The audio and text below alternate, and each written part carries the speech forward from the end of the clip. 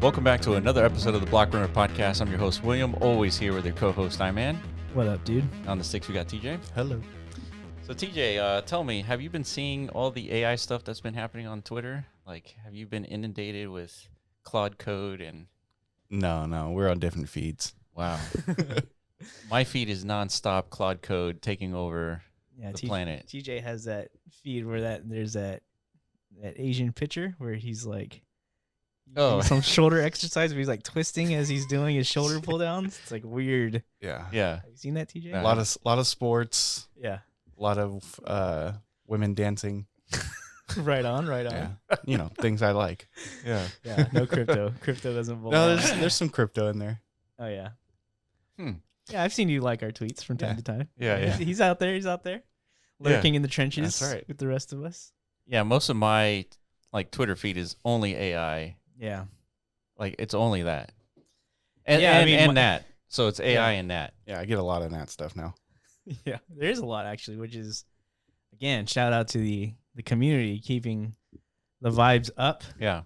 I mean, that's always something we need to regularly observe and appreciate because, I mean, it's a hard thing to do, right? It is. But at least it is when there's vibes are latched to something of vapor, then it's hard to maintain. But when it's latched to something of substance and fundamental value, Yes, it's easy.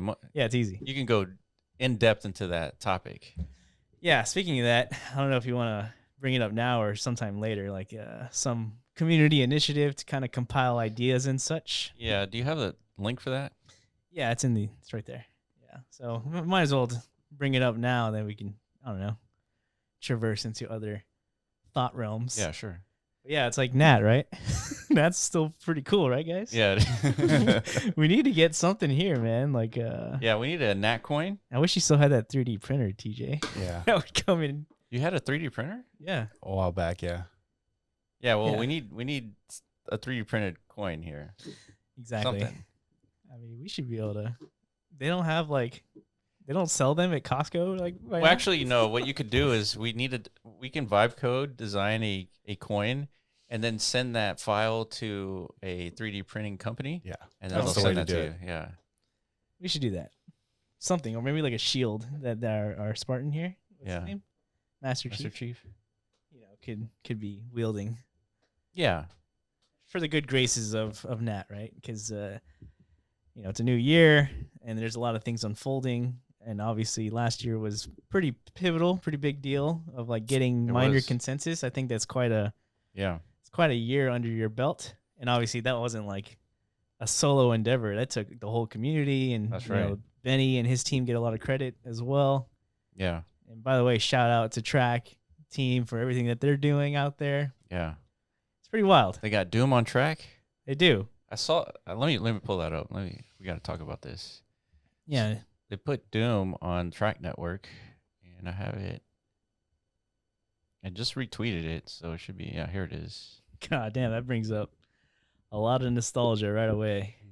Yeah, I used to run this on my Pentium 2 compact computer. Holy and crap, we were dude. addicted to this game. Compact? Compact. Is that still around? It's not, right? I don't think so. No. Okay. It was absorbed by HP. Ah, yeah, man. Those are the days. And then what was after this? Unreal Tournament? Yeah, then it was Unreal Tournament, and then Counter-Strike. And then consoles kind of took over. Well, yeah, it's Super Smash Brothers. Yeah. GoldenEye, stuff like that. GoldenEye. I played GoldenEye with Connor the other day. Did you? I didn't play. We turned it on, and we got through the initial part, and we're about to load into the game. He goes, "Why does it look like this?" What do you mean? It looks exactly like Minecraft. Yeah, for real. You would expect him to be is this a Roblox game? Yeah. This looks Robloxy, very low poly. Yeah, I But wonder. So what happened? You just totally wasn't feeling the vibe. Yeah, well, he spent 30 seconds in it, and he was over it. He just couldn't understand that we didn't used to have cool stuff, this was the cool stuff. Yeah, of course. Yeah, of course. The new gen's not gonna vibe with our cool toys. Yeah, I don't know what I was thinking. That's my bad. It's on me. Maybe you should try Duck Hunter though. You might like that. It's I see my dad shooting all these squirrels in the backyard all the time. It's now I get to kind of vibe with that. See how that feels. Yeah, Shoot some squirrels are virtual a dogs. problem. But then he uses the Oculus like regularly, Yeah. so that's like quite the step back. Yeah, for sure. Yeah, so I wonder Kids are spoiled, dude. what it was about GoldenEye that got us so hooked back in the day. I don't think we had a first person shooter. No, it At was the just time. like one of the best And early versions I of think, an FPS. Yeah. Well, I think the best part was that you were couch competing against people on the couch, right? Yeah, multiplayer. Yeah, multiplayer couch competition. And I think that's what sparked it all. How did that become like less of a thing, like culturally? I don't know. From like a video game industry. I think perspective? ultimately, as phones started proliferating, we were communicating physically a lot less. Yeah. And so the priority for designing games with couch co-op was reduced, I guess. which is very unfortunate. Yeah, once you can do it over the internet, there's no need. Yeah, but it's like way cooler, right? I think so. The LAN days were like some of the best days. I thought. Couldn't agree more, dude. Man. Remember we used to like all bring our TVs? Yeah, these were like 200-pound TVs, and they were like 24 inches. Dude, we had times where we'd take our whole desktops to play Age of Empires. Yeah. And what was it? Empire Earth? Empire Earth, that's what it was. Empire Earth. Yeah. No, I didn't do that. I don't know what you're talking about. Ivan knows. Yeah. We used to do all kinds of stuff. But you guys used to do Halo LAN parties, right? Mm-hmm. That's right. Okay, good. We would bring the TVs and Everybody must have done that, right? if you're in this age bracket, I guess. Yeah, sure. You have fond memories of these like glorious days. This is part of the. Yeah, I remember going to Chris's house and there's like 16 people there. There's like 4 Xboxes. Yeah. Or actually, it was like 20 and 4 Xboxes, but yeah. Yeah, and it just we would like take turns. Yeah, and then things just like it stopped being that way, right? And then Call of Duty came out. Yeah. Everyone stayed home. Yeah. Even though we all played the same game, right? Right. Remember those lobbies, TJ? Oh, yeah. Good times. The lobbies, yeah. 9v9. It's like we all knew each other, but it's like there's no reason to bring 9 TVs to the same house. Yeah, you want to talk about a problem? Iman in Modern Warfare 2 was a problem. Oh, yeah. I remember those days, dude. You're drop shotting everybody. 360 no scoping, dude. With the intervention sniper rifle. That's what it was called. Yeah, that was crazy. Good days. That was really impressive, actually. Yeah, I give all the credit to YouTube because that's where my YouTube journey began, is like finding YouTube to learn how to no scope. So what was your primary console for that game? It had to be an Xbox, right? Yeah, Was it Xbox? Yeah, it was Xbox. Well, we had a PlayStation. I think it was that was PlayStation 3. That was the mistake, yeah. But you came over and you played that game on PlayStation, and you were still dominating Really? fools. I don't remember that. But yeah, I could believe it. That's literally all I was doing back in those days, dude. I remember I was trying to like detail you like the seriousness of World of Warcraft, like guild participation. Yeah. But was that post World of Warcraft or? Yes. Okay. It was in that like lullish period. It's like WoW. And then like WoW's starting to get crappy because Blizzard made it way too casual. Yeah. Way too normie friendly. So it's like I need something way more competitive Yeah. than this. And then I got my hands on Call of Duty. It's like, all right, all I got to do is be the best point and shooter here. And I could climb the rankings. And before you know it, that's what happened. Right. And then Dota came in. Yeah. Mm-hmm. That was the ultimate like competitive digital thing, I think. I don't know. It just Yeah, I was never exposed to checked all the boxes Dota without like absolutely having to sacrifice your well-being. Yeah. Yeah. Like you'd like World of Warcraft. That's a different story, man. So Yeah. And so now we're back at Doom. full circle, dude. Full circle. We did it. Yeah, it's crazy how things like this come back, and there's like all kinds of mods. You can play this on multiplayer, and there's all this crazy stuff happening around it. And on top of it, it's running on track. Yeah, which I think. Oh shit. Yeah, sorry. Yeah, which I think it's yeah, I guess the intention here is to try to really sell the value of peer-to-peer Yeah. and like self-hosted applications, right? Right. Which I saw Fitzy's tweet this morning, which I think is a pretty Yeah, let me find pretty it. smart one, kind of like detailing his observations as far as like the vibe coding Yeah. renaissance we're kind of all experiencing right now because of Claude. Yeah. And he's saying it's like, or he's equating what's happening on the timeline to like what Pumped Out Fund did for essentially token issuance. It's like now anybody can be a crypto dev with Pump. It's like now with Claude, anybody can be a software dev. So what we're gonna see is like, potential inadvertent malicious software going into the public, and now people are unaware that they're kind of exposing themselves to new risks. Right? Yeah, so this is like a surface level risk, but the real risk is people are going to be vibe coding apps, and they're going to be pulling in these packages that are malicious, and these packages unknowingly would install all kinds of weird stuff, malware on your computer, on your local computer, and then when you push it live, people start downloading it or using it. All of a sudden, all their crypto's gone. Oh no, and, dude! And the devs don't even know anything about it. Yeah. That is kind of interesting thought. Yeah, I mean, I would expect that to happen, I guess. It's like we have a bunch of noobs all of a sudden pumping out apps. It's crazy to think about. Yeah. And that's kind of like why it's something that needs to be paid attention to, I guess. It's like identifying these new risk vectors, but also like the opportunity that could emerge from this. I mean, it has to be tremendous, right? Yeah. Yes, that's why I asked you, TJ, at the very beginning was it's such a big deal that if you were to imagine AGI actually coming into like fruition, it should populate everybody's Twitter feed. Mm-hmm. And so the way that Claude is populating my Twitter feed is pretty much like AGI is in existence. And Claude is good enough to where it's almost AGI, where it's almost can do anything that you want it to do. Yeah. The only thing you have to do is prompt it correctly. Right. And basically any action that you as a human do on a computer, Claude can do it. So then what's the next step beyond this? It's like actually probably implementing the code much more efficiently with security. And like eventually when you say, put in a login method onto my app, you still have to be more specific. It's like create a database and enable logging in via email. Like you still have to be more specific, but eventually it's like create a login method for my web app and it'll do it. Right. But it assumes certain packages, it assumes certain stuff, but you have to know a little bit more about that in order to be more specific too. So there's a learning curve for a lot of this stuff, but it's becoming less of a learning curve on a weekly basis. Yeah.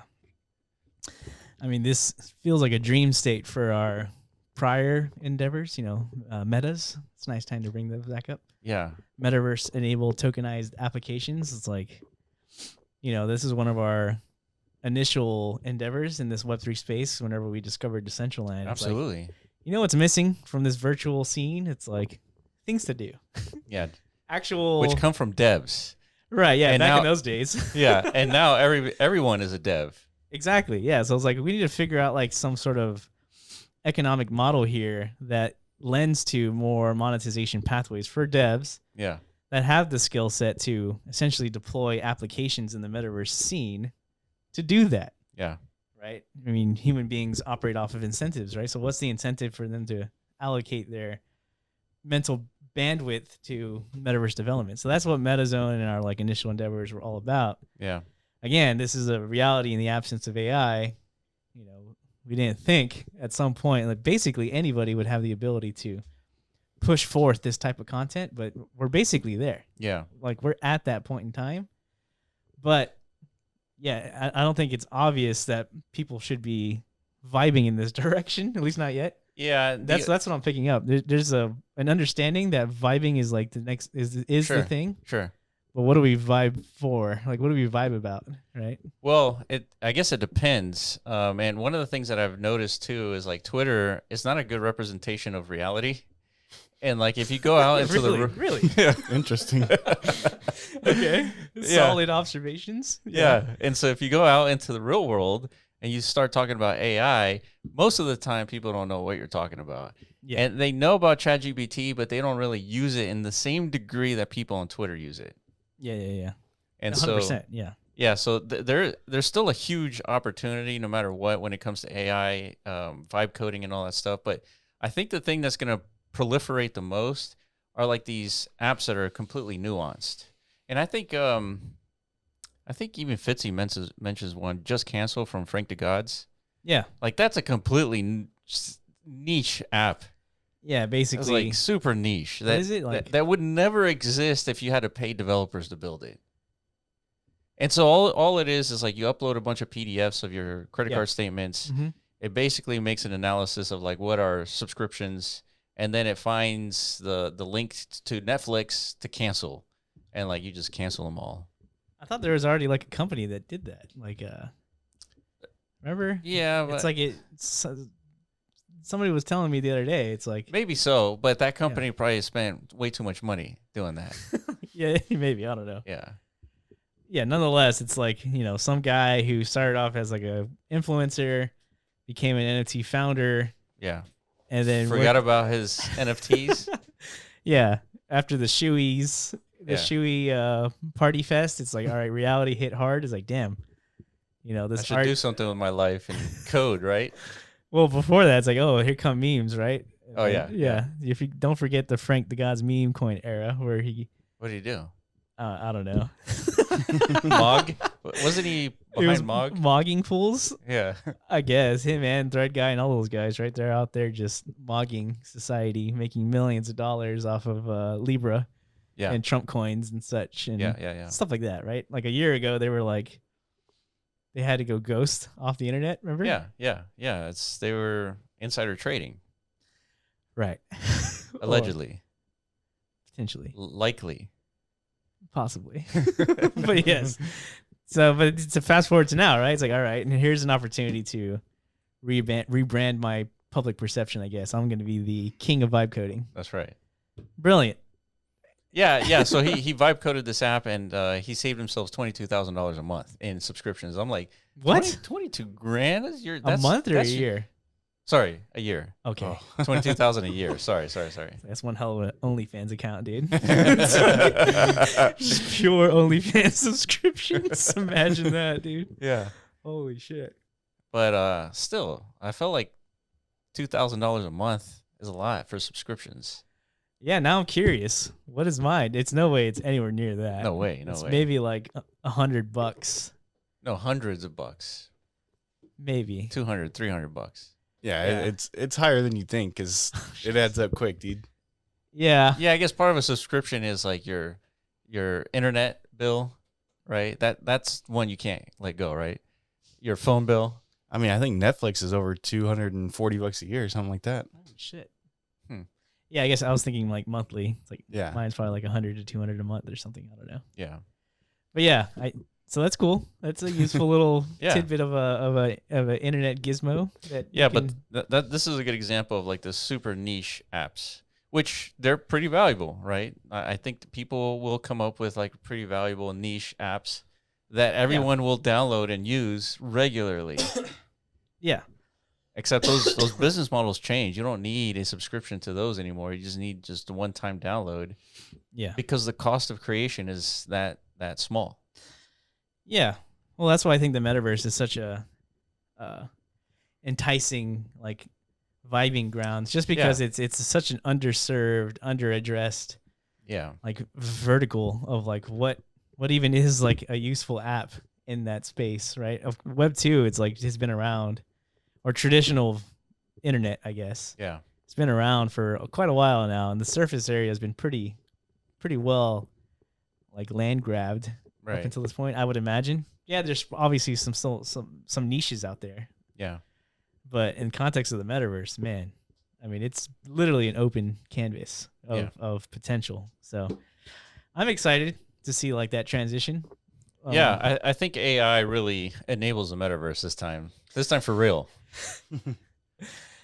I totally agree. I couldn't agree more. And I'm excited to get to the point where we can kind of maybe navigate the market a bit in a sense with like our soon to be released market interfacing products / protocols or whatever. Yeah, TJ, you saw a teaser of it. And what's your thoughts? I was really impressed. Really? Wow. Yeah. Okay. You're not just saying that, are you? No.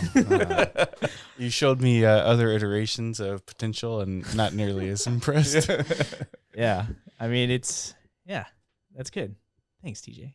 Yeah. It's very reinforcing. But yeah, we need more eyeballs on this stuff so we can like really get a sense. That's the most like I don't know, like tough part is the wait, right? Yeah. Yeah, it's the waiting and getting the details down. The last 15 to 10% of developing a real complex application is going to take probably so much longer than the first 80%. Like so much longer. Yeah. This is definitely It's really as complex annoying. as most complex thing we've put together, I think. Yeah, it's not something that you can just vibe code. Yeah, no. Yeah, because the recipe is pretty complex. It's a recipe that no one's put together before. You're baking a cake no one's caked before or baked before.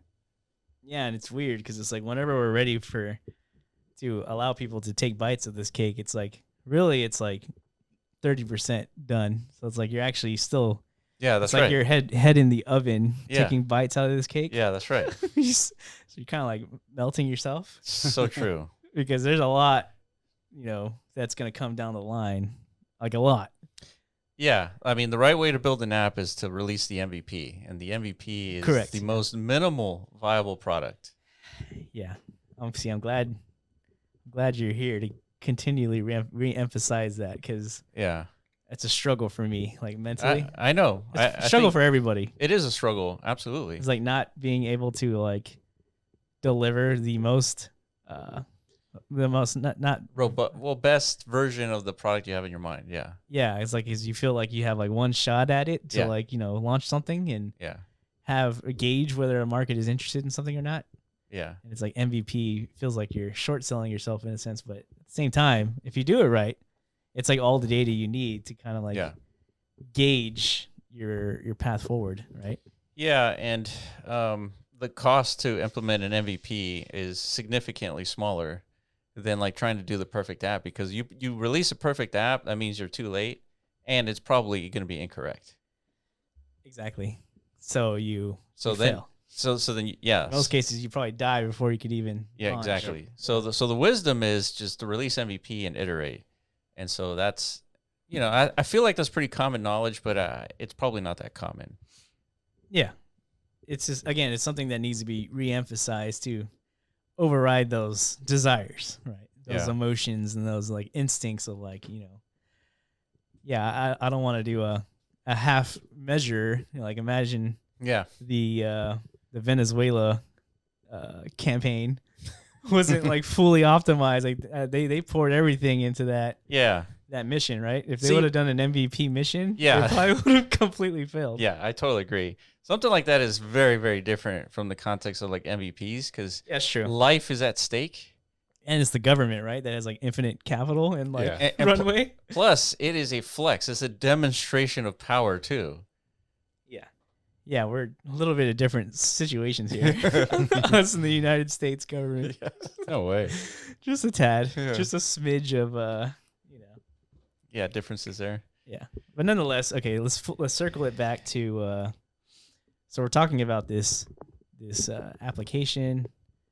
But there's like some community chatter around NAT that's, people want to figure out how to contribute. Yeah.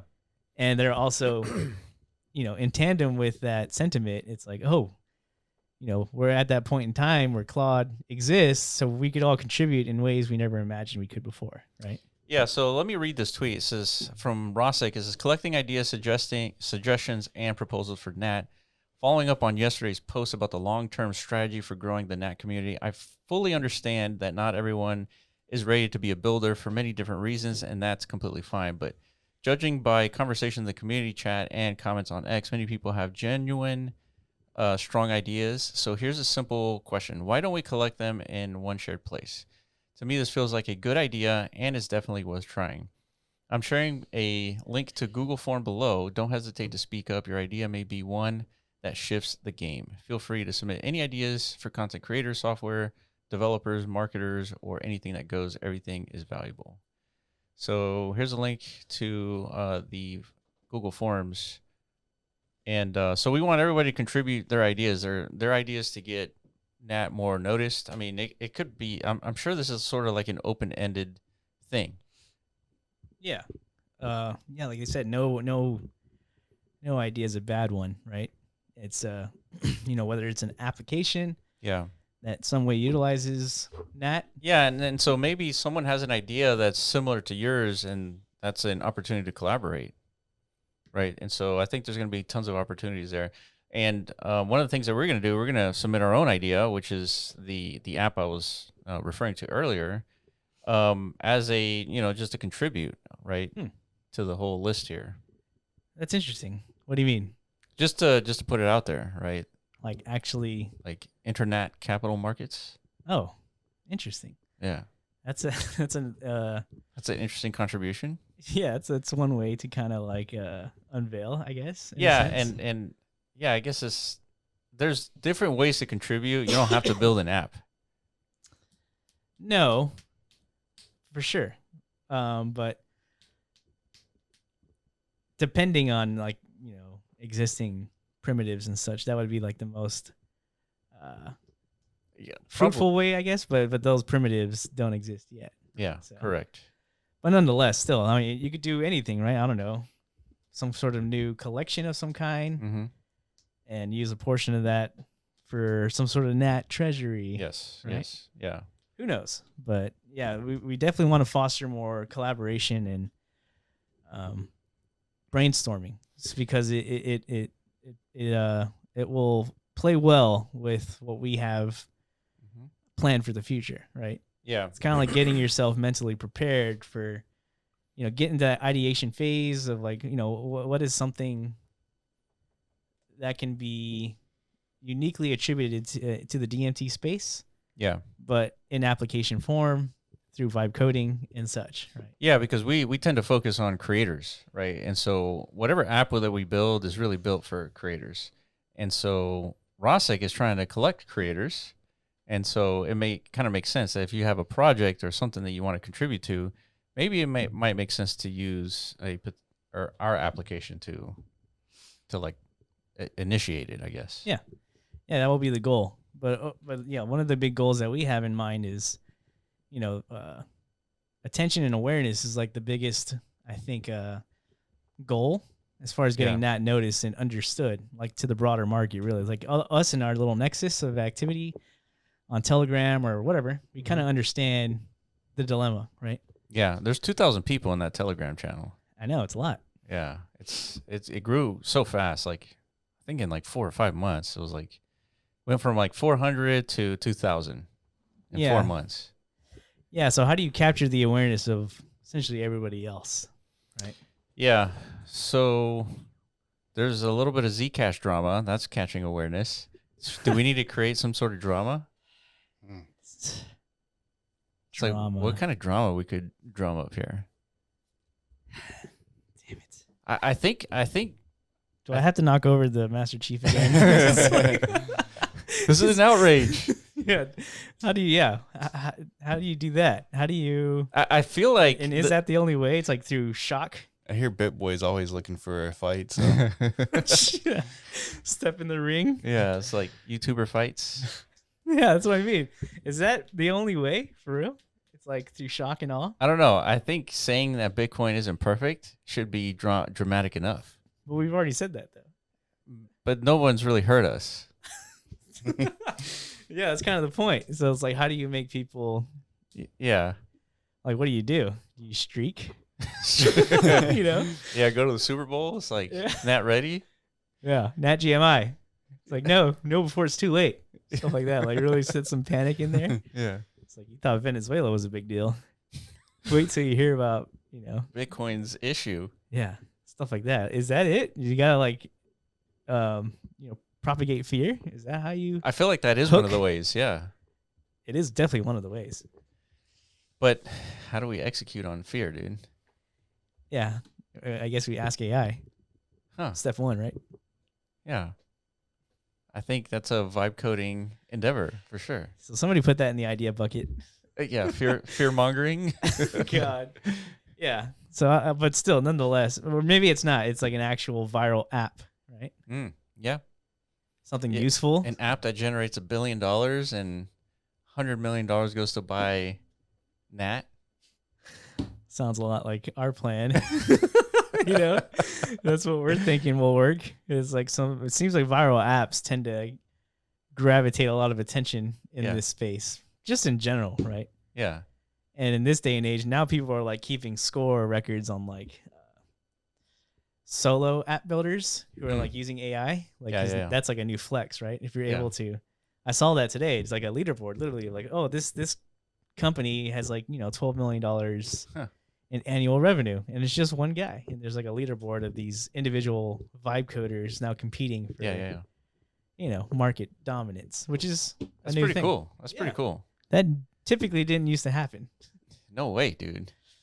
Yeah. It's like it's the same problem I used to have. Is like I have the symphony in my head. I got more tools than I actually thought would ever have. That's crazy. Super crazy. You should be like so happy. Right? You know what? You literally dreamed of this. I should be happy. It's just the issue is I don't have the time to like actually execute on that. Damn. It sucks. It's like I have the symphony now. I have the ability to write the music, have the ability to play the music. I just don't have the time to show up to actually execute on making the song. Yeah, the issue is you can only play one instrument at a time. Yeah. Yeah, but that's the point of the agents is that that's what I mean, yeah. Now you need to like come up with all the different melodies for each of the instruments, actually write them all up, and then get the agents to play them. Yep. That's it. Yeah. So that's the final straw, the final form here. The nail in the coffin. Yeah. For humanity. Yeah. So they're saying that project managers are the best vibe coders because they do that already. Yeah. And like the developers are the worst vibe coders. Yeah, because they're so singular task oriented, I guess. Yeah. They're going to be moving faster, but not as fast as the project manager. Interesting. Yeah.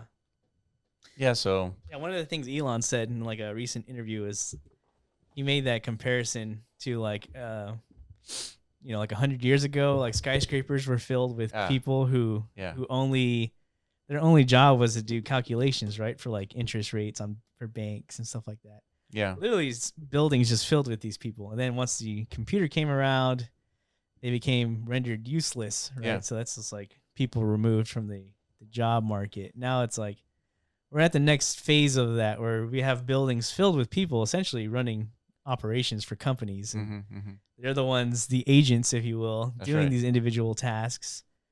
So you're going to get rid of all of them, just like we did for the computer did. AI is going to do the exact same thing. We're going to have a bunch of empty buildings. 1000x faster, better, correct. Right. So that's kind of like his warning signal to people out there who are building companies, right? It's like if you're not already in motion and like readjusting how your company operates with AI, the same way if you weren't like adopting computers, and you're still using human beings to do your math, you were phased out of the market. Yeah. Same thing is happening right now. So we all have to kind of refactor our frontal lobes a little bit. Yeah, I was sounding the alarms pretty early on this whole AI thing. Is that as soon as I saw ChatGPT, I was like, this time is different.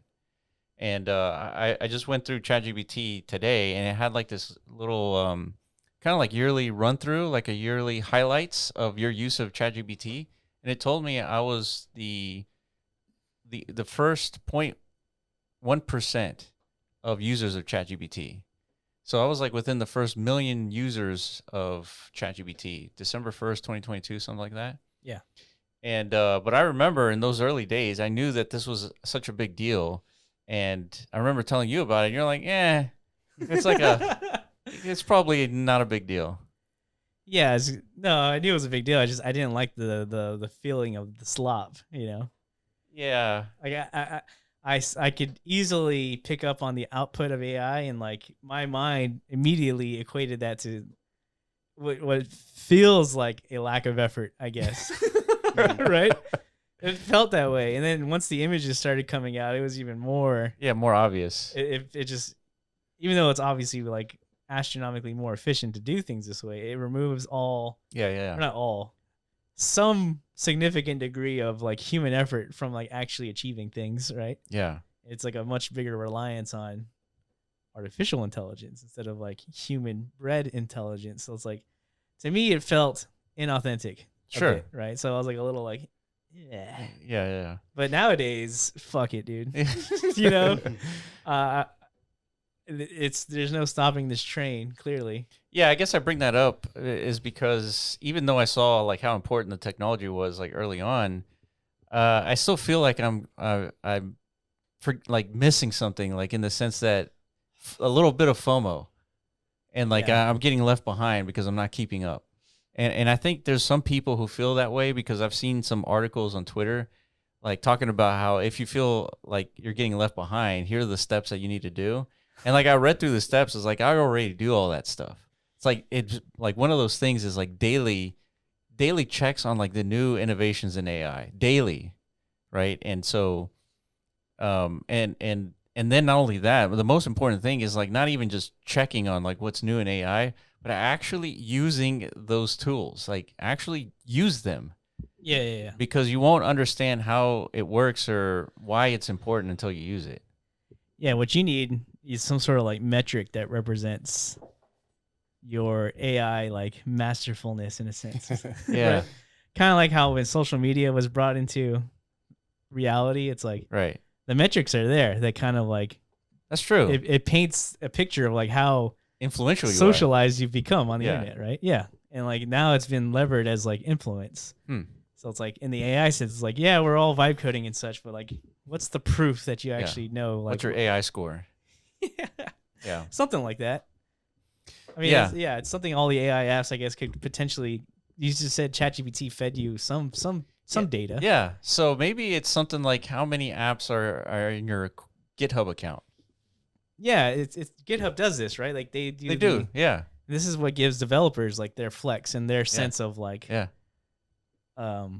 guess sense of value and like their placement within like the developer market. So it's like vibe coders need the same thing. Yeah. Basically. Yeah, imagine the vibe coders, everyone's using GitHub, but all of a sudden it gets flooded with all these like mini apps, and the good devs out there just get washed out just because they had an entire history on GitHub, and then all of a sudden you had a fleet of 1 million new developers weekly like coming in and competing for those stars. We're like fucking kindergartners again, dude. It's all about the stars. The stars on the chalkboard, dude. That's what we all needed all along, dude. Just some stars and some gamification. Yeah. A little bit of validation. There's nothing wrong with that. Yeah. So that's AI. And again, one of the things that you have to learn to use are all these tools so that you can contribute to a community like NAT. Because I've seen all the AI stuff being generated, and they're all accurate, they're all valid, and the amount of content being produced by the NAT community is staggering. I totally agree. And so we need to keep this up, and we need to keep up with like the progress of AI so that the next, higher resolution, image generator start using that, right? So just like keep up with technology.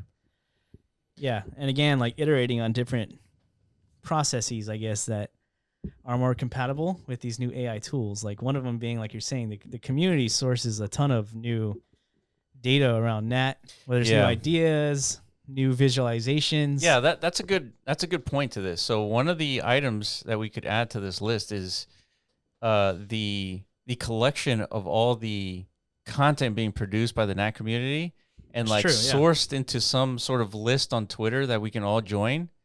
And then anytime we need to produce AI content, we use that list as source data and generate more stuff. Basically, yeah, it's how we can kind of like self-train our own like sales rep force. Yes, yeah. As a community, right? So a community of few today, but if we all bind our knowledge together, train the right agents, it's a community of many suddenly tomorrow. Yeah, right? Yeah. Dude, I think that is the kind of ideas we need on this list.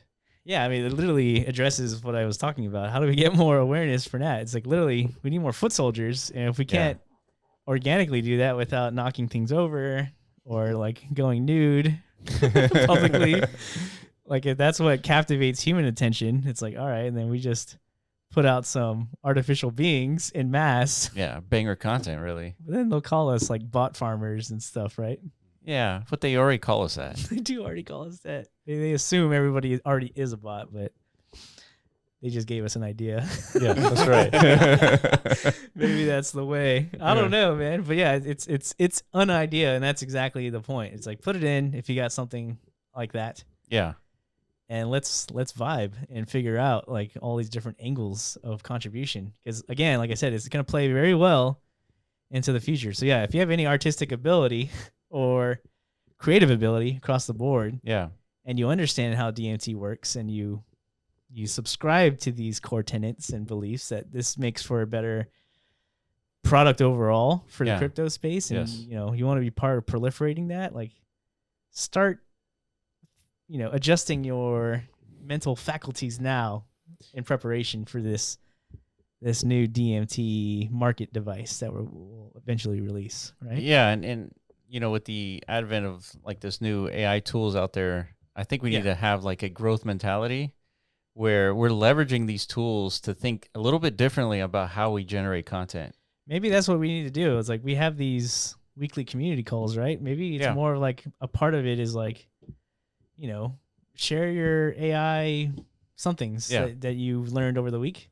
Yeah. So we kind of all collectively level up a bit. Yeah, that's a good idea. I think that's something we should. It's like a new, like remember in high school, like all the nerds, they had their own club. I was never in it, unfortunately. I was at home doing my own nerd shit. It's like, why do I need to come to school to do more like nerdy group with things? you guys, yeah. But I imagine that's what they do, right? They meet up and they like tinker with like break apart like radios and put them together and form robots. That's what all the nerds do is break apart radios. Back in the like early 2000s. What does this copper wire do? Let's hit up the Radio Shack and let's raid the dumpster.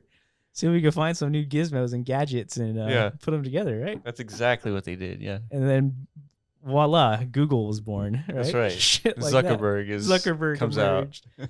Yeah, so it's kind of like the new age of that, right? It's like we have this new gadgets and gizmo. It's not longer copper wires and gears. Sure. It's this AI thing that, like you're saying, there's so many components to AI now.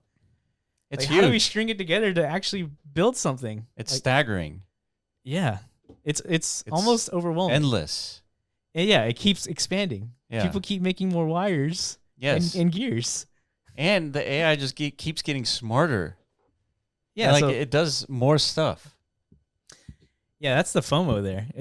We're not gadgeting enough to like really like we need an AI gadget club where it's like every week we create something new as a collective. Yeah. Cool. Yeah, I'd be in. I'd be leader of that club, dude. Well, every week we take turns on who. It's like the new leader comes in. It's like, this is the project we should build together, lads. And then it's like, all right, let's all go do our research. Yes. And come up with like it's like we're doing a new episode of South Park every week, It's like somebody comes up with a story concept. Yeah, they have a process, dude. Yeah, it's a real process that's been going on for like 30 years. That's right. Which is insane. So yeah, yeah, that's the way, dude. If we're not doing this, we're not only getting left behind, but we're getting left behind at a rate that grows faster. Right. So we got two ideas in the bucket now. Yeah. We got the AI. We got the AI. It's NAT like Vibe Club. I don't know. That one, and then the AI collection of assets, of community contributed assets, and in a database. Oh, that's right. Yeah. We needed a better name for that. That was a lot of words. Yeah. But yeah, just no acronym there. Yeah. But yeah, so we got two. So yeah, you guys get the idea. There's more of this, please, because this is where the magic happens. Yeah, and people come from different angles from on Earth, right? Some people like Corridor Digital. They talk about movies all the time. What do I have to do about movies? Nothing. But I like watching those guys talk about how movies are made because I like understand how things work. Yeah. Right. So if you're like a filmmaker and you happen to know about NAT and you want to contribute your creative angle to it, make a short film about NAT. right? Put, some character in there and, do all the stuff that we're seeing in AI videos that we're seeing today. Yeah, 100%. Yeah, so there's a lot of ways to contribute here. All right, so shout out to Rosic for putting this together. And we're definitely going to follow up with Rosic to see all the contributions there and see where we can kind of help. Yeah, and I guess once this list compiles a bit further to a point, I guess, then we could do some sort of like, I don't know, some show and tell. Oh, yeah, absolutely. Here on the podcast. Speaking of show and tell, one of the things that we got to do with the community is show the app that we're working on. So, well, it's in the list, right? Yeah, it's in the list. Yeah, it's going to be hopefully this month, right? We can show something. So we should be able to show something, right? Yeah, so we're going to jump on Discord, we're going to do a live call, and we're going to show you guys exactly how all this is going to work and why we even built it in the first place, which I think is more important than what we built. Yeah, I think it's important to get the show and tell so that enough people understand, the processes that's now in place for DMT production and, the market influences around that and how to like actually, be impactful in that equation. So like that kind of gets the juices flowing ahead of like an actual like launch. Yeah. So how long that process needs to be depends on like what type of creator you are, right? Some people can spin up something in a couple days. Others are a little bit more thoughtful behind, it might take me a few weeks or even a month or two. And that's fine. It's not like you have to launch something like on day one, right? Yeah, that's probably one of the, going back to our earlier MVP conversation, was that the next version of the app makes it easier to create stuff. Mm-hmm. Yes. Right. And you shared a tweet that was a really good example of that, where you take an image and like you take that image and you recreate that image in different environments and things like that. So yeah, basically it's like it's just like your typical AI image generator. Yeah, but utilizing that in a hyper narrow perspective. Yeah, are you like intentionally avoiding the word NFT or something? Oh no. Okay, I was just wondering. Yeah, it's you take an image, it turns into like many NFT images. Yeah. I was wondering if you were skirting or not. It's like, but yeah, like that. I thought that was very useful. And imagine if that existed 4 years ago, what that would have done to the NFT market. Probably would have 10x, 50 billion to 500 billion, and like, or maybe not. Maybe it would have just like diluted everything, saturated even more. So I don't know. That's the big question mark. He's like, yeah, what is the outcome of AI? It's like now everybody's putting out software and applications. Is like, is that going to saturate like the value of these things? Or? I think it is, absolutely. But that's okay because the cost of production will be reflected in the price of the asset. Right. But I don't think it diminishes though from like the top end potential of like applications at scale. It's just, and more so, yeah, it definitely dilutes and saturates like the bottom end of the market, like who can even like initiate. Yeah. So like that feels, I think there's going to be a bigger emphasis on creativity. Like how do you put together an app that, let's say for example, how do you vibe code a DMT app? Right? That's going to require creativity and understanding. Yeah. Of like, oh yeah, like I need to source the right data first of all. Yeah. Like even understand what DMT is, not the drug. Why not? Can be part of it. Yeah. You So need to like smoke some DMT before you use this app to like log in. Maybe. It's like I think you could technically do that with the camera recognition. And like that'd be insane. That'd be diabolical, actually. Like that's the gateway to entering the app. Yeah. Like you better get wildly high before you even enter our app. Imagine that like digital casino experience. You're like everyone's tripping on DMT. Yeah. And they're just flipping shitters all day in their state of DMT. Yeah, and then you're becoming rich because you're I don't less know about that. You're less inhibited.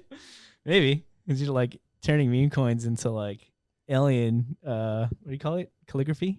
Yeah, yeah, You all of a sudden you peer through the fabric of the cosmos yeah. because you're tripping Like that hard. like you're able to read the Matrix and Yeah. therefore see stuff. Yeah, it got weird. Yeah. DMT tends to do that, I guess. Yeah. So yeah, we have that angle. Yeah, why not? Yeah, let's somebody explore that angle. Is it fruitful to leverage the branding power of DMT by associating it more heavily to the psychedelic aspects of I don't the see why not. actual compound? Yeah, I don't see why not. Yeah, it's just we're not the guys to do that. No, I mean, Yeah. you could develop an app that really goes identi- ham at that. yeah, that identifies well with the actual drug, but but really we're talking about digital matter. Yeah, what if it's like a strain of cannabis that's like it's depending on some patterns of Bitcoins. Like when a new block is produced, that's what determines like some combination of different like strains. See, what was that game that took off on Solana that was weed based? Yeah, it was probably something very similar. Yeah. I think it was called I don't know, but it was based off of the actual game on Steam called Schedule 1. Oh, okay. Well, whatever. It's Yeah. Schedule 1 where you essentially grow narcotics. Yeah. And become like a digital criminal. But it was generating like $1 million or something like that, right? I think it did 4 million in like 48 hours. Yeah. But it's impressive, but that was like the end of of the gamer experience there. It's like after 48 hours, like, yeah, I feel like activity dropped off a cliff. The reason why I brought that up because I feel like the production of patterns on Bitcoin every 10 minutes will play along really well for a game like that. That's such a good point. Yeah, exactly. That is a way more interesting, like natural-esque growth mechanic. Like you're growing cannabis, but you can only grow them effectively if this pattern occurs. If 100%. this other pattern occurs, it's like your house is on fire, and then you got to like put it out, Then you're mad at Bitcoin. Yeah. It's like fucking Bitcoin, dude. Yeah, so every 10 minutes you have to like maintain your business. Exactly. Like that's pretty cool. I totally agree. Yeah, that is what we want to see exist is for Bitcoin to have that inject itself as that sort of arbiter of like what happens in this digital environment or this digital market or this digital commodity, like whatever, right? Like Bitcoin can play a role there that it never did before. I'm envisioning like in the game, you have to stay up long enough because it's every 10 minutes where you earn enough money to buy a robot to like maintain things while you go to sleep. Exactly. Because in case there's a fire while you're asleep because a pattern occurred on Bitcoin, the robot would at least do some type of a job to mitigate that fire. Yeah. Or you just befriend somebody in China or something. Yeah. Somebody across the planet. It's Tried like, and true way. Yeah. While I sleep, you work. While you sleep, I work. It's like, bet. Yeah. As long as we're making some fat stacks. We're describing like Ponzi mechanics here, right? Which the crypto market seems to like be in consensus. Like they love this stuff. They love Ponzi game mechanics and they want to see more of it. So that is probably some type of AI vibe coding result I would expect. Like, what are some products that are going to emerge from Claude? Yeah, like if you were to do this traditionally without AI, it would just cost way too much. Yeah, for sure. But with AI, I mean, you should be able to see shit up so fast. Yeah, you should be able to see weird things like this, like regularly. Yeah, there's no better way to like make it stand out than to do it the DMT way. That's right. Yeah. Because crypto, Twitter, crypto trenches, they've seen all the Ponzi's. Yeah. Axie Infinity. Remember Bitcoin had its own little Ponzi game going on. Just GameFi in general. Yeah. Ponzi's up the wazoo, and they have their moments of like explosive growth, but then like rapid decline because of the nature of a Ponzi, right? Yeah, and the fun of it is designing a game that persists and lasts. Yeah, that's kind of the game in itself. Like which of these mini Ponzi's we can now iterate and push forth. Yeah. Lasts the longest. Feels like a meme coin. Yeah. It's kind of the same concept. Pumped Out Fun, they just like recently like did over $1 billion in 24-hour volume. Yeah, like the decks. The decks, yeah. Yeah. That's insane. It is insane. They're completely smoking everybody still. Again, because of that game, dude. It's like it's so Persistent. Yeah. Anytime that some major event occurs, man, you see the memes of Maduro? They're insane. Classic. Yeah, they're. It always amazes me how fast they get these memes out too, dude. It's like insanely fast. Yeah. I think It's like they have them prepped and ready before they ever. it's like they're It's like Delta Force creating the memes before. on the way back. Yeah, yeah, it's like another form of prediction insider. it edge, is. right? It is. Yeah, Yeah, but I don't know. It's interesting. What were we talking about? Oh yeah, do things the DMT way. So like that's something else we need to work towards, is like really convincing people through demonstration, I guess. I mean, how else are we going to get the DMT sector to like $1 trillion market cap, right? We need to get people making DMT stuff. 100%. Yeah, the more DMT stuff that's launched and iterated on publicly, and like participating in these markets, competing against things like, standard arbitrary meme coins, claiming mindshare and such. Yeah. The better it is for NAT, right? Because no matter how far this festers, like in any time scale, NAT will always be the origin point to it all, right? Yeah. And that's like the underlying motivation for all of us. Like once we kind of get a grips on what it is we should be creating and putting forth out there the DMT way, so long as you hold some NAT, it's like it makes a lot of sense. Yeah. You just gave me an idea that I can't really talk about right now. I really hate this podcast, dude. It's like I can't talk about anything. I can't wait. Well, yeah, we'll be talking a lot more. Yeah, I mean, once openly. Yeah, once we get this thing out there, then we can put it out there. The Block Runner Uncensored coming. That's right. That's the nude. It's on OnlyFans. Yeah, that's right. OnlyFans only. Yeah, that's not gonna work. It's not gonna hook anybody, dude. It's like my nude bod. It's like, come watch us now, dude. Shirtless. Nope. Not clicking on that one, dog. Yeah. Yeah, imagine that's how we actually make money. Maybe we need to get that Razer hologram figurine. Razer? Oh, yeah. That would be super cool. You think you could have like a NAT thing on display? Yeah. Oh, shit. We might have like a third like co-host. Someone needs to come up with a NAT avatar. That way we can put it in that thing. Hold on, let me avatar. See. What do you mean? Like an actual embodied something? Embodied, yeah. Oh shit. Let me see if I could pull up what you're talking about. That's another good idea to throw in the bucket. Hey guys, we need a mascot. Yeah. We need a competition. What is going to be the NAT mascot, right? I mean, that would be a good launch in itself, right? Once this launch mechanism that we don't openly discuss. Once it's a reality. Well, that's very sharp. Using the future of your desk.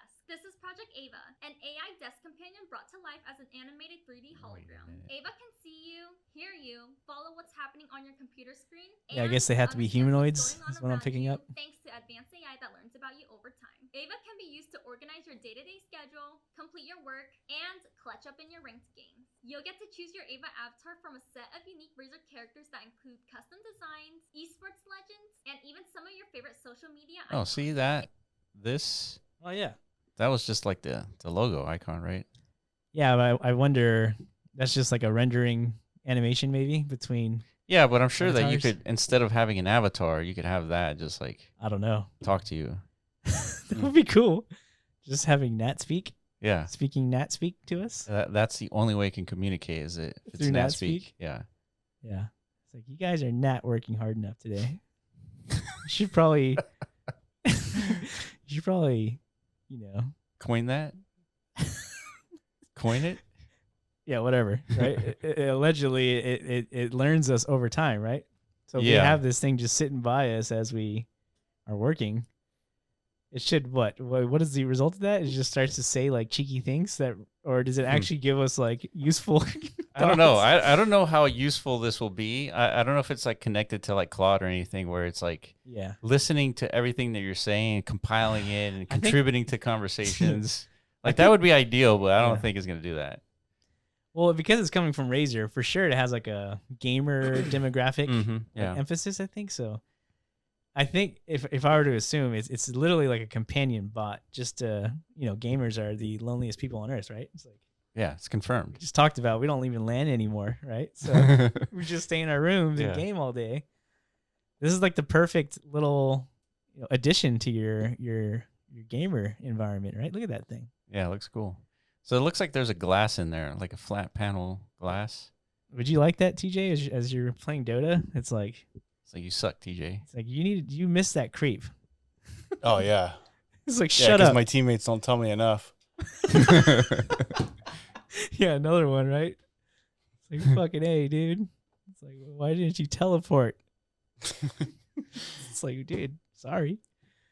Yeah, another voice in the room doesn't sound like luxurious to me. I was hoping to go the other way. Reduce the voices.